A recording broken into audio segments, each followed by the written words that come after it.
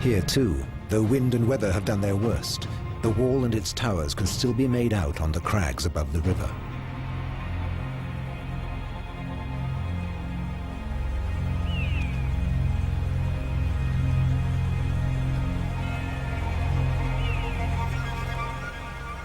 The garrison forts were the outposts of this defensive outer wall.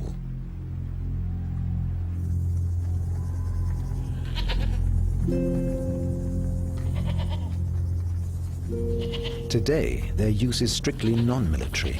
Their 6-meter-thick earth walls provide shelter to the farmers' herds.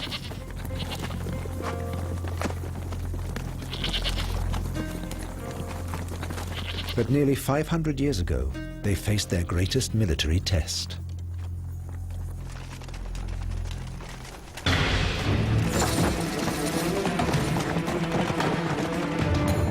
March 1549, Shuangfu. The Chinese are fighting off another Mongol raid.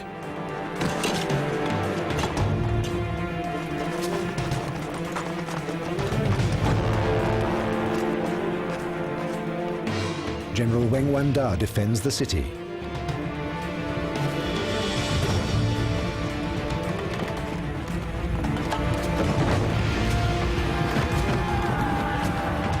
The earth shakes as Altan Khan's army passes the fortress.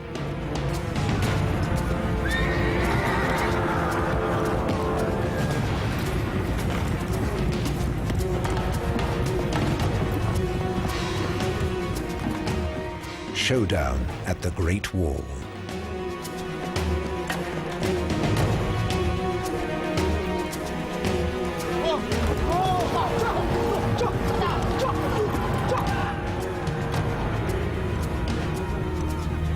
The Chinese general signals an attack.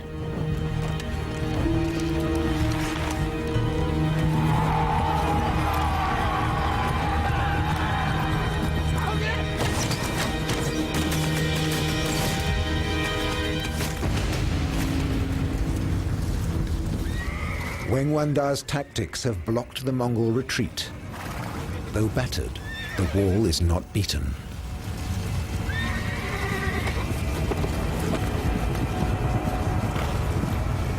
The Mongol horsemen have suffered severe losses. What future now for Altan Khan?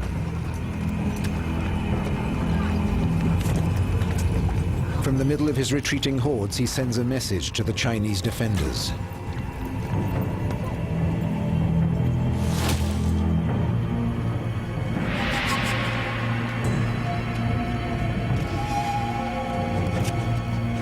Is it an admission of defeat? Did this raid cost too much?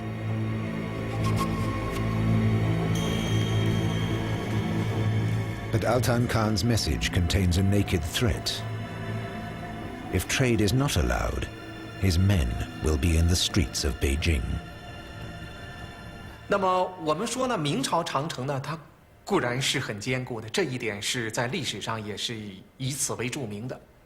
那么明朝呢，对长城用的这个人力和物力呢，也是在历史上是空前的。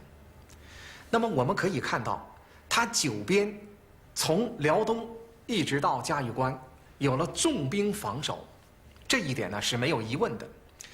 但是长城的防御，它人物固然用的很多，但是蒙古的骑兵，特别游牧民族的骑兵呢，它可以攥起拳头攻击你一点。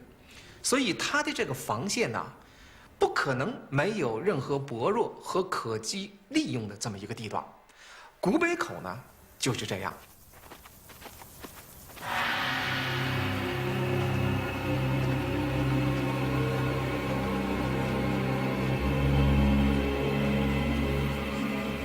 The Chinese don't expect an attack at the Gubeikou Pass. It's a forgotten corner of the mountains defended by a handful of troops. The gigantic fortifications so admired by Lord Macartney have not yet been built.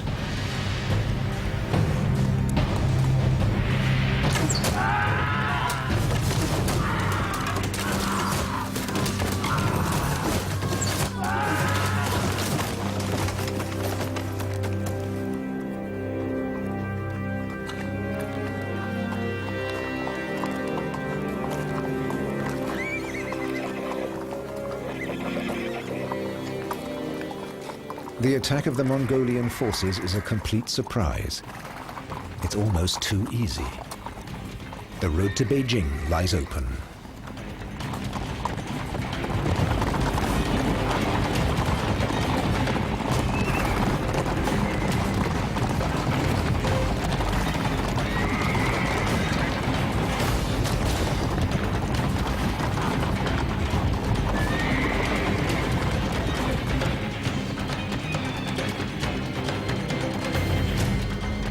And Altan Khan keeps his promise.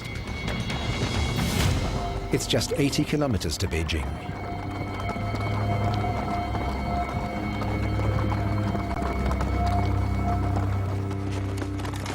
Officially, Beijing is defended by a force of 140,000 men. But less than half of these are actually under arms. General Weng's victory at the gates of the fort has made the Chinese complacent.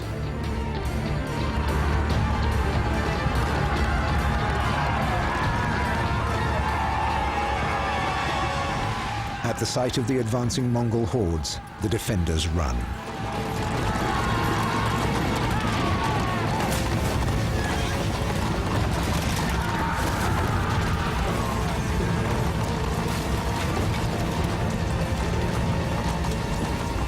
Altan Khan's men tear through the suburbs of Beijing, plundering and burning. For 3 days they advance.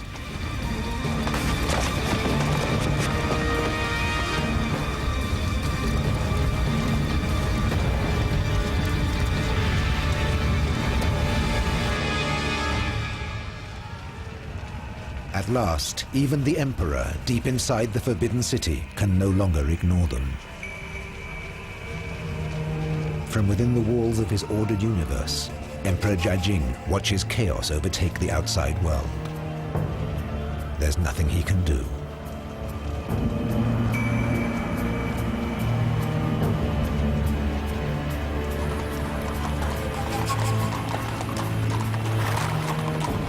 On September 30th, 1550, Altan Khan draws up his troops before the Anding Gate, the place where the Chinese traditionally hold their victory parades.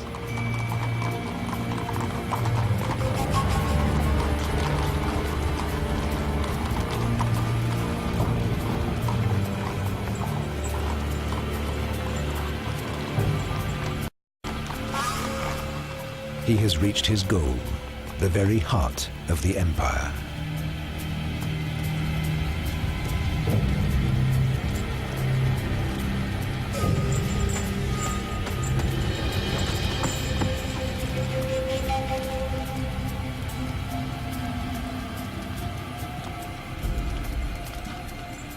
A prisoner of war is sent with a message to the emperor.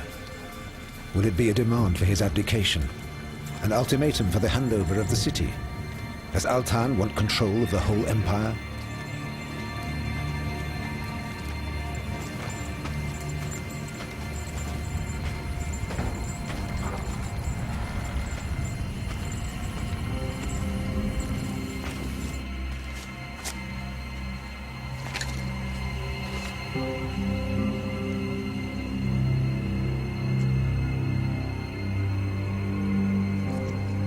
The contents of the message cause confusion in the palace.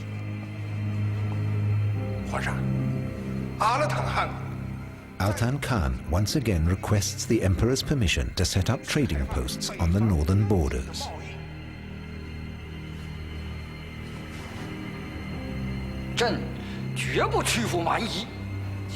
But the sublime ruler has no intention of agreeing to the request of a barbarian.